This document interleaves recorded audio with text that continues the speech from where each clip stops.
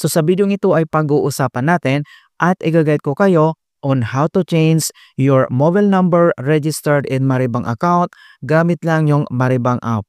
So ang next step ay kailangan lang natin i-open at mag-login dito lang sa ating Maribang app. So i-click mo lang.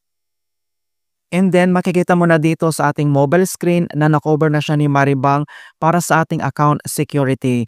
So biometric login, scan your fingerprint. Itap mo lang dito sa mobile screen yung fingerprint mo na registered para ma-open kaagad natin yung ating account. So ang next step, dito lang sa baba ay kailangan mo lang itap dito yung Meta Profile na makikita dito sa bottom right corner. I-click mo lang.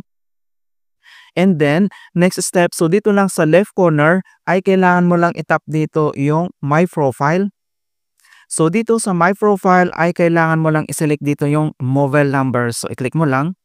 And then, kailangan natin i-enter dito yung ating Maribang na secure PIN na 6-digit PIN. So enter lang natin. Kapag na-enter mo na yung 6-digit MPIN code mo, and then lalabas kaagad ditong update mobile number. So makikita mo na dito yung current na mobile number na registered dito sa ating account. Pwede mo yan i-change. And then next, makikita mo na dito kaagad sa baba lang ng new mobile number. So i-click mo lang dito yung box.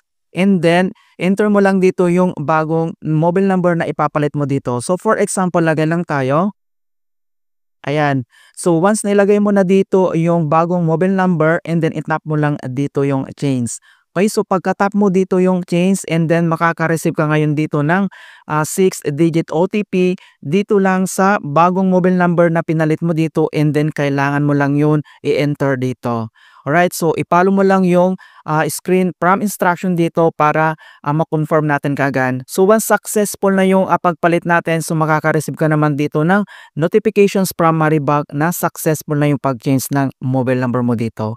Okay, so ganun lang po siya talaga kabilis kung paano tayo magpalit dito ng mobile number. So just in case nagka-problema yung pag-change mo, so pwede mong kontakin yung Maribang Customer Service Hotline mga kaibigan.